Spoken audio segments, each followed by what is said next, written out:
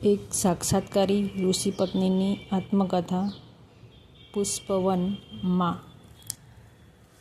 मेरे माता पिता, सास ससुर तथा अम्मा जी मेरे आदर्श, मेरे पथ दर्शक तथा मेरे जीवन शिल्प के शिल्पकार रहे हैं।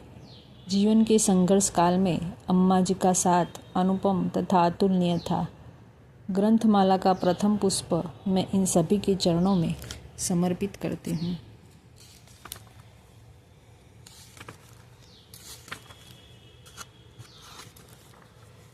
जिंदगी फूल भी है, कांटे भी। जिंदगी गीत भी है, आहे भी। તે દિવસે હું ખૂબ ખુશ હતી। સવારે જ સાસુએ કહ્યું, પાસેની પ્રાથમિક શાળામાં વોક ઇન ઇન્ટરવ્યૂ છે, દીકરી સાક્ષાત્કાર માટે જઈ રહી છે, તું જવા માગતી હોય તો જઈ શકે છે। પરંતુ અનુરાગને કોણ રાખશે? હજી તો તે 2 મહિનાનો છે। મેં પૂછ્યું તો હસીને તેમણે કહ્યું, અરે સાક્ષાત્કાર તો આપ, જો પસંદગી થશે તો જે સ્કૂલનો સમય કયો છે તે કેટલો છે, પછી સહજ રીતે થાય તો કરજે, નહીં તો ન કરતી। 4-5 કલાક તો અમે પણ સંભાળી જ લઈશું। નોકરી કરું કે ન કરું મારો કોઈ નિશ્ચિત વિચાર કે યોજના નહોતી, પરંતુ મારી સાસુમાએ મારા વિશે વિચાર્યું, પોતાની દીકરીમાં અને મારામાં કોઈ ફરક ન કર્યો, એ મારા માટે વિશેષ વાત હતી। અનુરાગને તેલ માલિશ નવડાવવાનું હજી બાકી હતું। ઝટપટ થોડું તલનું તેલ લીધું, નવશેકું ગરમ કર્યું અને ગેસ પર 2 તપેલા પાણી ગરમ કરવા માટે રાખ્યા। ચાદર પાથરીને બેસી ગઈ। પછી યાદ આવ્યું કે ઓરડાનો દરવાજો ખુલ્લો હતો, તેને બંધ કર્યો। અનુરાગને લઈને સામે પગ લાંબા કરીને બેસી ગઈ।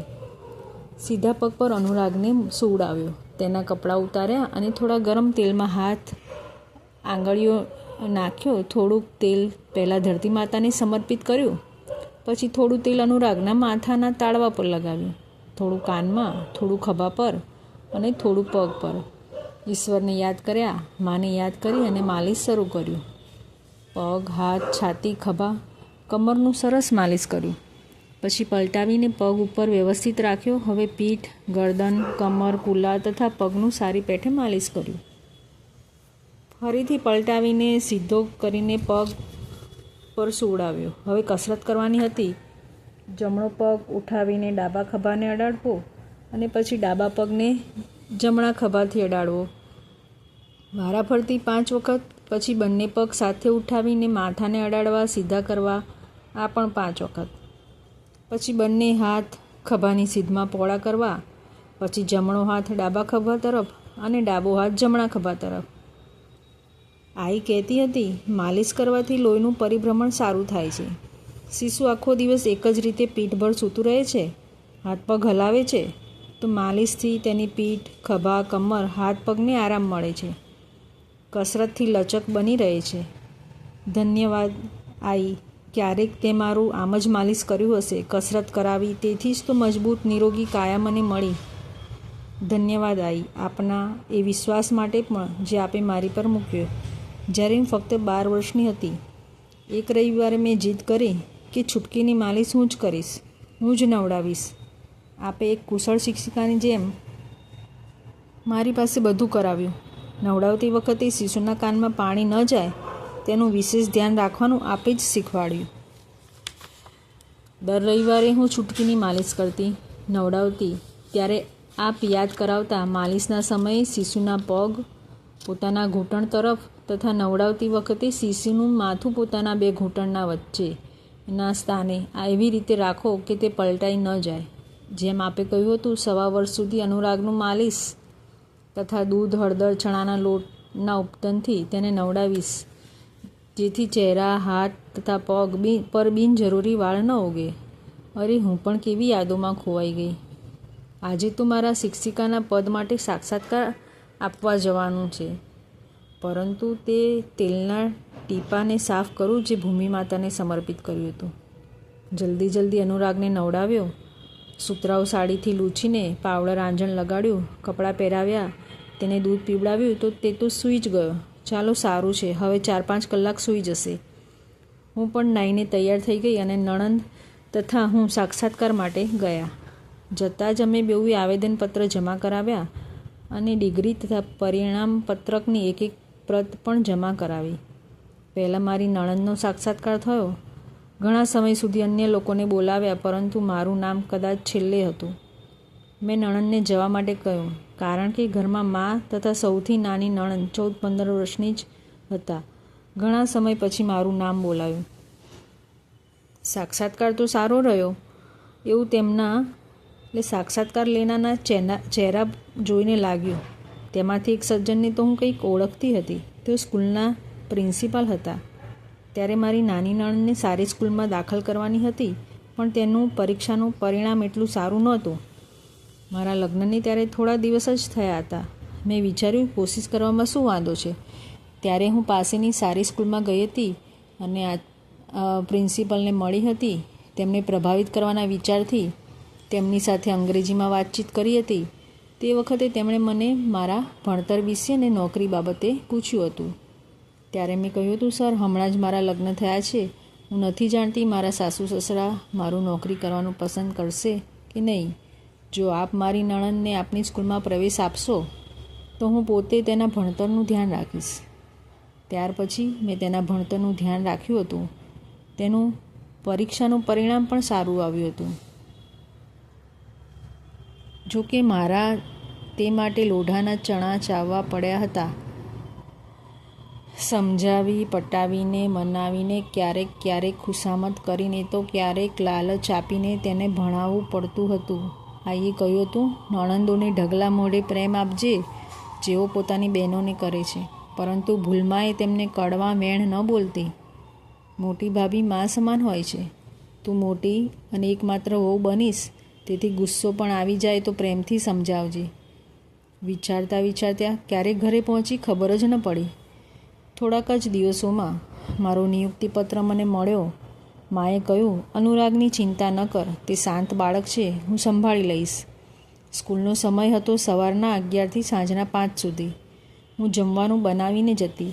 સાંજે પણ સમયસર ઘરે આવી જતી. આમ તો અહીં પગાર ખૂબ જ ઓછો હતો, કારણ કે વિવાહ પહેલાં સરકારી નોકરીમાં પગાર મળતો હતો 1200 રૂપિયા. આ વિદ્યાલયમાં મને મળી રહ્યા હતા ફક્ત 400 રૂપિયા. મેં આ નોકરી કેમ સ્વીકારી ખબર નહીં. હું ફક્ત 400 રૂપિયા માટે નાનકડા અનુરાગને મૂકીને કેમ જતી હતી એ મને ખબર નહોતી. પરંતુ નિયતિ જાણતી હતી, ઈશ્વર જાણતા હતા, આ નોકરી એક દિવસ મારા અને અનુરાગના ઉદર નિર્વાહનું સાધન બનશે. સ્વામીજીની નોકરી કોલકાતામાં સારી ચાલી રહી હતી. માને મારી ચિંતા હતી કે હું એકલી અનુરાગ અને ઘર કેવી રીતે સંભાળી શકીશ. તેમને અને બધાને અનુરાગનો પણ મોહ હતો. આખરે તો તે એક માત્ર પૌત્ર હતો, તેમનો કુલદીપક. તેમની ઈચ્છા હતી અનુરાગ સવા વર્ષનો થઈ જાય પછી અમે એટલે કે હું અને અનુરાગ કોલકાતા જઈએ. અમે પણ તેમની ઈચ્છાને માન આપ્યું. સ્વામીજી વચ્ચે આવતા, 2-4 દિવસ રોકાઈને ચાલ્યા જતા. ત્યાં તેઓ બિલકુલ એકલા હતા. કદાચ એટલા માટે ઈશ્વરની અનુભૂતિની ઈચ્છા વધારે પ્રબળ થતી ગઈ. અહીં અનુરાગ સવા વર્ષનો થઈ ચૂક્યો હતો. હું વિચારી રહી હતી, મા સાથે કોલકાતા જવાની વાત કરું. સ્વામીજી જલ્દીથી જ કોલકાતાથી પાછા આવ્યા. મને તેમના ચહેરાના હાવભાવ કંઈક અલગ જ નજરે આવ્યા. મને લાગ્યું જાણે કોઈ ઊંડી મૂંઝવણમાં હોય. તેઓ ખોવાયેલા જેવા ગુમસુમ બેઠા હતા. શરીર તો ઘરે હતું, પરંતુ મન ક્યાંક બીજે હતું. હું તે બાબતે જાણવા માંગતી હતી, પણ રાત સુધી તો રાહ જોવાની જ હતી. દિવસના સમયે પતિની સાથે એકલા શયનકક્ષમાં બેસવું તો યોગ્ય ન હતું. તેમને પરેશાન જોઈને સૌને ખરાબ લાગી રહ્યું હતું. માએ કહ્યું, એકલો રહીને કદાચ પરેશાન થઈ ગયો છે. બપોરે તું તારો સામાન એટેચી બેગમાં ભરીને તૈયાર કરી લે. અનુરાગનો સામાન હું પેક કરી દઈશ. આ વખતે તું અને અનુરાગ કોલકાતા ચાલ્યા જજો. પત્ની અને દીકરાનું મોં જોવા માટે તલસતો હશે. સંકોચને કારણે તે કહી પણ ન શક્યો. બપોરે મેં મારો સામાન, કપડાં પેક કર્યા અને અનુરાગનું સામાન માં પેક કરી રહ્યા હતા. તેમનું મન અમારા જવાની વાતના વિચારથી વ્યથિત હતું. તેઓ સામાન તો પેક કરી રહ્યા હતા, પરંતુ મનની વેદના મોટા ગરમ આંસુના મોતી બનીને આંખોથી ઢોળાઈ રહી હતી. નિઃશબ્દ તેઓ પાલવના ખૂણાથી લૂછીને પોતાનું કાર્ય કરી રહ્યા હતા. મારું મન સમજી નહોતું શકતું ખુશ થાવ કે ગમગીન. હું ખુશ હતી કે કેમ કે પતિની સાથે રહેવાનું સૌભાગ્ય લગભગ 1.5 વર્ષ પછી મળવાનું હતું. અનુરાગના જન્મના 2 મહિના પહેલાં માના ઘરે ગઈ અને પરત આવી તો સાસરે. લગ્ન પછી 7.5-8 મહિના કોલકાતા રહી હતી. લગ્નની પ્રથમ વર્ષગાંઠના પૂર્વે અનુરાગરૂપી અણમોલ ભેટ ઈશ્વર અમને આપી ચૂક્યા હતા. સાસુ સસરાની સાથે ભાવનાત્મક સંબંધ હતો તથા મારી નાની બહેનો જેવી મારી નણંદો જે ક્યારેક રસગુલ્લા જેવી મીઠી તો ક્યારેક લીલા મરચાં જેવી તીખી રહેતી. બધા પ્રત્યે લાગણી હતી. અહીંથી જવાની વાત વિચારીને મને દુઃખી પણ થઈ રહ્યું હતું. અનુરાગને સુવડાવીને મેં એમને એટલે કે સ્વામીજીને પૂછ્યું, શું વાત છે? ખૂબ પરેશાન છો? શું કોઈ મૂંઝવણ છે કે કોઈ ઓફિસની પરેશાની? તેમણે એટલે સ્વામીજીએ કહ્યું, મૂંઝવણ જ છે, પરંતુ તું ઈચ્છે તો તેને ઉકેલી શકે છે. તારા જવાબથી જ આ ગૂંચ ઉકેલાઈ શકે છે. અરે, એવી કઈ વાત છે? અત્યાર સુધી રાહ કેમ જોઈ? આવતા જ પૂછી લેવું તું ને. જાણો છો, આજે આપને આવી સ્થિતિમાં જોઈને કોઈ જ બરાબર રીતે ભોજન ન કરી શક્યા. ચાલો જલ્દી પૂછો, આપ જે પણ પૂછવા માંગો છો. મારી ભાવનાઓને છુપાવતા મેં કહ્યું, મન તો ખૂબ ઉછળી રહ્યું હતું કોલકાતા જવાની કલ્પનાથી, પરંતુ હું એ જોવા માગતી હતી કે પતિદેવ આ વાત મને કેવી રીતે કહે છે. આજકાલ નોકરીમાં, ઓફિસમાં મારું મન નથી લાગતું, સ્વામીજીએ કહ્યું. તો મજાકિયા લહેકાથી મેં પૂછ્યું, તો બીજે ક્યાં આપનું મન ભટકે છે? વધારે ગંભીરતાથી સ્વામીજી બોલ્યા, જો હું જે પૂછવા માગું છું તે ગંભીર વાત છે. તેને ગંભીરતાથી સાંભળ અને સમજી વિચારીને ઉત્તર આપજે. જી, સંકોચાઈને મેં કહ્યું. એ ઉઠ્યા, એક દીપક પ્રજ્વલિત કર્યો અને ઓરડાની બત્તી બુઝાવી. પોતાની વાત આગળ વધારતા બોલ્યા, જીવનમાં આમ તો તકલીફ તો કંઈ જ નથી. સારી નોકરી, સારા સહકર્મી, સારા માલિક અને સારું શહેર. અહીં પરિવારમાં પણ બધું સારું જ છે, પરંતુ આ મનનું શું કરું એ ક્યાંય નથી લાગતું. બસ સદગુરુની શોધ અને ઈશ્વર પ્રાપ્તિની ઈચ્છા છે. થોડો સમય મૌન રહ્યા પછી બોલ્યા, શું કરું, ક્યાં જાઉં સમજી નથી શકતો. પણ હા, નોકરી છોડવાનું મન કરે છે. મન વગર નોકરી કરું અને કોઈ મોટી ભૂલ થઈ ગઈ તો મુશ્કેલી થશે. શું હું નોકરીમાંથી રાજીનામું આપી દઉં? પછી એક લાંબી ચૂપકીદી પછી મને પૂછ્યું, સાંભળી રહી છે કે સૂઈ ગઈ? જી, હું સાંભળી રહી છું. કહીને વિચારોના વમળમાંથી બહાર આવી મેં પૂછ્યું, આપ ઈશ્વરનો સાક્ષાત્કાર, તેમની અનુભૂતિ, ઈશ્વર પ્રાપ્તિ કેવી રીતે કરશો? શું આપને કોઈ પથદર્શક ગુરુ મળ્યા? એમણે કહ્યું, ના, હજુ સુધી તો નહીં, પરંતુ મળી જશે, મને વિશ્વાસ છે. તું કહે, મારી નોકરી છોડવાની બાબતે તું શું વિચારે છે? જી, હું શું કહું, આપ મા બાબાને પૂછો, તેઓ મોટા છે ઘરમાં. મેં કહ્યું, પરંતુ એ બોલ્યા, તેમને તો પૂછીશ જ, પહેલાં તું કહે, તું મારી સખી છો, સહધર્મચારિણી છો. તારા જવાબ પણ મારે માટે ખૂબ મહત્ત્વપૂર્ણ છે. કંઈક વિચારતા મેં જવાબ આપ્યો, મારા વિચાર મુજબ ભૌતિક ઈચ્છા પૂરી કરીએ ન કરીએ, પરંતુ આધ્યાત્મિક પ્રગતિની ઈચ્છા આત્માની ઈચ્છા હોય છે.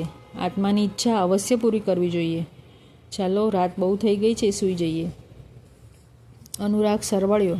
મને થયું કદાચ પથારી ભીની કરી હશે અથવા કરશે. સાચે જ તેને પેશાબ લાગ્યો હતો. તેને સ્નાનાગૃહમાં લઈ ગઈ અને નળ થોડો ખોલી દીધો. પાણી પડવાનો અવાજ સાંભળીને તેણે તરત પેશાબ કર્યો. આ રીત મને દાદાએ શીખવાડી હતી. તેઓ કહેતા, આ અવાજ સાંભળીને પેશાબ કરવા માટે સ્નાયુઓ ઉત્તેજિત થાય છે. તેના કપડાં વ્યવસ્થિત કર્યા અને તરત જ અમે બંને એટલે કે હું અને અનુરાગ નિંદ્રાધીન થઈ ગયા. નિંદ્રાદેવી જાણતી હતી કે આજે સારી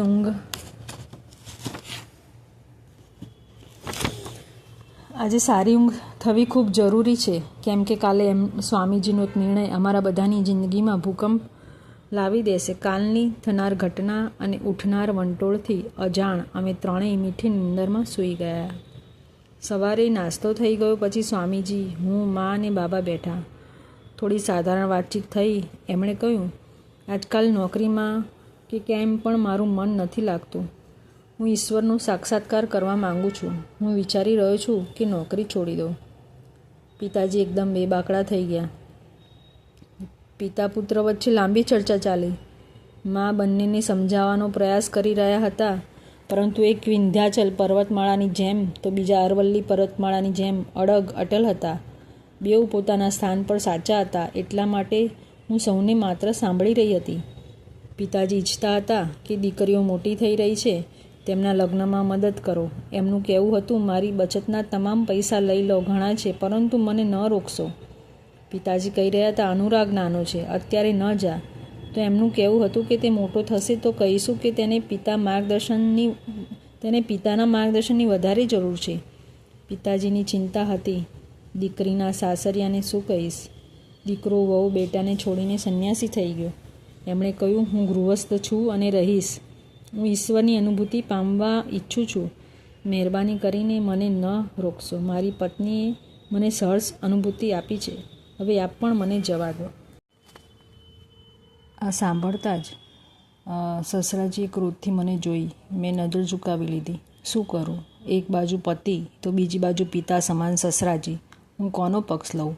ખાસી વાર સુધી ચર્ચા ચાલતી રહી. બાબા ક્યારેક પ્રેમથી સમજાવવાનો પ્રયાસ કરતા હતા, ક્યારેક ગુસ્સાથી વઢી રહ્યા હતા. તેઓ પણ રિટાયર્ડ થવાના હતા. તેમના પણ કંઈક સ્વપ્ન રહ્યા હશે. પોતાના એકમાત્ર પુત્ર પાસેથી તેમણે આવી આશા તો સપનામાંય નહીં કરી હોય. માને ગ્લાનિ થઈ રહી કે તેમણે મને અને અનુરાગને અહીં કેમ રોકી લીધા. કદાચ એકલતાને લીધે જ દીકરાએ પરેશાન થઈને આ નિર્ણય લીધો હશે. અચાનક બાબાનો તીવ્ર સ્વર ગાજ્યો, ઠીક છે, તું જવા ઈચ્છે છે, જા. વહુ દીકરાની વ્યવસ્થા કરીને જા. તારા ગયા પછી આ લોકો પણ અહીં નહીં રહી શકે. જ્યારે તમે બેઉએ મળીને જીવનનો આવડો મોટો નિર્ણય લઈ જ લીધો છે, તો પોતાના જીવન નિર્વાહની વ્યવસ્થા પણ તમે જ કરી લો. કાલ સવાર સુધીનો સમય આપું છું. પોતાના માટે ઘર શોધી લો અને ત્યાં રહો. ત્યાં તમે શું કરો છો શું નહીં તેનાથી અમારે કોઈ સંબંધ નથી. પછી મારી તરફ આગ ઝરતી આંખે જોયું અને કહ્યું, વહુ, તારી પાસેથી આ આશા નહોતી. હવે નિર્ણય તો તું લઈ જ ચૂકી છો. ક્રિયાન્વિત કરીને દેખાડ. બાબાનો ક્રોધ અકારણ નહોતો. તેઓ આઘાતની સ્થિતિમાં હતા. તેમના ક્રોધમાં તેમનો પ્રેમ, તેમની અમારા ત્રણેય પ્રત્યેની ચિંતા અમે બંને સમજી રહ્યા હતા. 24 કલાકમાં પોતાને માટે ઘર શોધીને સ્થળાંતર કરવાની વાત કદાચ તેમનું બ્રહ્માસ્ત્ર હતું, અંતિમ અસ્ત્ર. તેમને આ નિર્ણયથી આખો પરિવાર હલી ગયો, સ્તબ્ધ થઈ ગયો. પરંતુ બાબા પોતાની વાત પર અટલ હતા. તેઓ કટિબદ્ધ હતા દીકરાને રોકવા માટે. તેમને બહુ આશા હતી, વિશ્વાસ હતો કે યુવા પત્ની તથા નાનકડા અનુરાગને છોડીને સ્વામીજી ક્યાંય નહીં જાય. એ મને લઈને બહાર ગયા. ચાલતા ચાલતા પાર્કમાં પહોંચ્યા. તડકાને લીધે આ સમયે પાર્કમાં કોઈ નહોતું. ફક્ત 2 માળી ઘાસ ઉખેડવાનું અને પાણી પાવાનું કામ કરી રહ્યા હતા. જૂન મહિનાનું પહેલું અઠવાડિયું હતું. ગ્રીષ્મ ઋતુ સમાપ્ત થઈને વર્ષા ઋતુ આવનાર હતી. પરંતુ અમારા જીવનમાં ગ્રીષ્મ શરૂ થવાની હતી. અનુભવોનો તાપ જીવનને નવરૂપ આપવાનો હતો. સુવર્ણને પણ શુદ્ધ થવા માટે તપવું જ પડે છે. કદાચ સ્વર્ણિમ જીવન માટે પણ આવું જ કંઈક હશે. અમે બંને એક વૃક્ષના છાંયડામાં બેઠા. એમણે પૂછ્યું, હવે કહે, શું કરીશ? નિર્ણય આપ લો. હું આપની સાથે છું. આત્માના અવાજને આપ દબાવો એવું હું નહીં કહું. જો આજે કોઈ પણ કારણ થકી આત્માનો અવાજ દબાવી દીધો તો જીવનભર આ જ અવાજ ન જાણે કેટલા ભૂકંપ, કેટલા વંટોળ લાવશે આપણા જીવનમાં. હું આપના જીવનમાં આપનો ટેકો બનવા ઈચ્છીશ, આપની નબળાઈ નહીં. લાંબા સમય સુધી બંને મૌન રહ્યા. નિર્ણય સહેલો નહોતો. એક દ્વંદ્વ જેવું ચાલી રહ્યું હતું. મનમાં મહત્વપૂર્ણ શું છે? સુવિધાઓ કે આત્માનો અવાજ? સુવિધાઓ કે આત્માનો અવાજ? છેવટે અમે બંનેએ બાબાના કઠોર નિર્ણયનો સ્વીકાર કર્યો. આત્મા જીતી ગયો. અમે વિચાર્યું, પરિવારને ભાવનાત્મક ટેકો તો આપણે ક્યાંય પણ રહીને આપી શકીએ છીએ. બાકી જેટલું થઈ શકશે કરીશું. મેં પણ કહ્યું, લોહીનો સંબંધ છે, એમ કંઈ તૂટી થોડો જશે. અત્યારે કદાચ લાગે કે આપણે દૂર થઈ ગયા, પરંતુ પાણીની લાકડી મારીને અલગ નથી કરી શકાતું. પાણી એક જ રહેશે. અમે બેઉ નીકળી પડ્યા ઘરની શોધમાં. મનોમન ઈશ્વરને પ્રાર્થના કરી કે ઘર નજીકમાં જ મળે. થોડી જ દૂર એક ખૂબ જ ખખડધજ હવેલી હતી. એક દુકાનદારે જણાવ્યું, ત્યાં કદાચ ભાડેથી ઓરડો મળી જશે. અમે ત્યાં પહોંચ્યા અને દરવાજો ખખડાવ્યો. એક વૃદ્ધ સજ્જને દરવાજો ખોલ્યો. અમે આવવાનું કારણ જણાવ્યું. તેમણે અંદર બોલાવ્યા, બેસાડ્યા તથા પોતાની વહુને અને પત્નીને બોલાવ્યા. વહુએ ઘર દેખાડ્યું. એકની પાછળ એક 3 ઓરડા હતા. પાછળના ભાગે આંગણું હતું તથા શૌચાલય હતું. ઘર ઠીક હતું, પણ ઘરમાં સ્નાનગૃહ નહોતું. મેં કહ્યું, હું અને અનુરાગ જ છીએ તો રસોડાની ચોકડી છે ત્યાં જ પડદો લગાવીને નાહી લઈશ. બીજી ખામી એ હતી કે આ ઘરની દિવાલો પાકી હતી, પરંતુ ફર સંબંધી કાચી હતી. જમીનને છાણથી લીપવું પડતું હતું. મેં કહ્યું, ઠીક છે, પોતું નહીં મારવું પડે. અઠવાડિયે 1 દિવસ લીપી લઈશ. ભાડું હતું 250 રૂપિયા. મારા પગારમાંથી 60%થી વધુ મારા ઘર ઉપર ખર્ચ થઈ રહ્યો હતો. શું કરું? મજબૂરી હતી, કારણ કે 24 કલાકની સમયસીમા હતી. તેમને એડવાન્સ 250 રૂપિયા આપ્યા. સાંજે સામાન લઈને આવશું કહીને નીકળવાના જ હતા ત્યારે દાદી અને ભાભીજી એટલે કે ઘરના માલિક ચા નાસ્તા સાથે આવ્યા. આગ્રહ કરીને ચા નાસ્તો કરાવ્યા પછી જવા દીધા. ઘરે જતાં જ એમણે મા બાબા સાથે વાત કરી તથા ભાડેથી ઘર લીધું વગેરે જણાવ્યું. સવારની ચર્ચા પછી કોઈને પણ ભોજન જમવાની ઈચ્છા નહોતી. રૂંધાયેલા કંઠે મા નણંદો સામાન પેક કરાવવા લાગ્યા. થોડો સામાન બજારમાંથી ખરીદી લાવ્યા અને સાંજે જ નવા ઘરમાં સ્થાનાંતરિત થઈ ગયા. સામાન વધારે નહોતો, તેથી 1 કલાકમાં તો સામાન ગોઠવાઈ ગયો. રાત્રે હળવું સાદું ભોજન બનાવ્યું. જમવાનું મન તો અમને બેઉને નહોતું, પણ જો અમે ભોજન ન કરત તો નાનકડો અનુરાગ પણ ભૂખ્યો જ રહી જાત. ગમે તેમ કરીને ભોજન સમાપ્ત કર્યું. અનુરાગને લઈને ધીરે ધીરે થોડુંક ચાલ્યા અને બેસી ગયા. મગજ શૂન્ય થઈ ગયું હતું. અમે અહીં આવી તો ગયા, પણ આઘાતની સ્થિતિમાંથી ઉગરી શકતા નહોતા. અનુરાગની પથારી પર સુડાવા લાગી તો તેણે પોતાના પગ મારા ખોળામાં રાખી દીધા. આજકાલ ચાલતો હતો એટલે માટે પગ દુખતા હશે. થોડુંક તેલ લગાવીને હળવું માલિશ કર્યું. થોડા હાથ પગ પીઠ દબાવી દીધા. બસ પછી શું હતું, આરામ મળતા જ સૂઈ ગયો. મને તો નિંદ્રાનું વરદાન મળ્યું છે, પરંતુ એમની આંખોથી નીંદર જોજનો દૂર હતી. સવારે દરવાજાની સામેથી ઝાંપા સુધીનો ભાગ સાફ કર્યો, પાણી છાંટ્યું અને દરવાજા પર રંગોળી બનાવી. માના શબ્દ યાદ આવી ગયા. તેઓ કહેતા, દરવાજાના ઉંબરે બંને બાજુ 1 જોડી ગૌપદ તથા શંખ, ચક્ર, પદ્મ, સ્વસ્તિક ઇત્યાદિ અવશ્ય બનાવવા જોઈએ.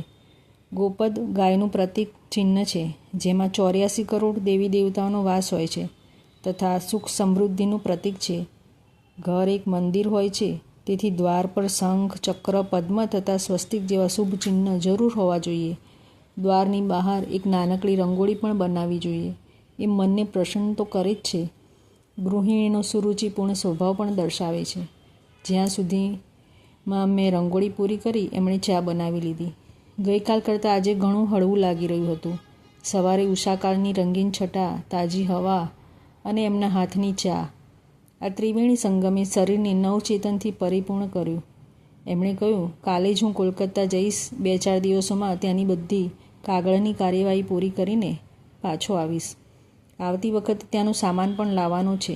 શું તારે ત્યાંથી કંઈ જોઈએ છે? મેં નહીં કહીને ગરદન હલાવી. બહુરિયા, તેને તો રંગોલી તો બડી સુંદર બનાવી. ચાય ભીજવાઉં ક્યાં? આમ્માજી, ચા તો અમે પી લીધી. આવો, કહેતા દરવાજા તરફ આગળ વધી. અરે, અમારી તો આદત હૈ ઈત ઉત ડોલને કી. લલ્લા પરેશાન કરે તો અહીંયા છોડ જાના, ઠીક હે? કહેતા અમ્માજી પાછા ફર્યા. મેં પણ તરત કહ્યું, જી અમ્માજી. ખૂબ સારો પરિવાર હતો. ઘણા વર્ષ પહેલાં દાદાજીના પિતાજી માળવા મધ્યપ્રદેશના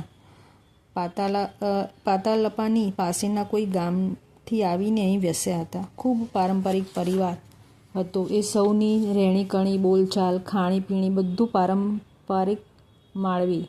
અમ્માજી પ્રેમાળ, મોહક વ્યક્તિત્વ, મધ્ય દેહદ્રષ્ટિ, ગોળ ચહેરો, મમતાસભર મીનાક્ષી નયન, ચહેરા પર મૃદુ હાસ્ય, પરંતુ પારદર્શી ચહેરો તેમના વ્યક્તિત્વને મોહક બનાવતો હતો.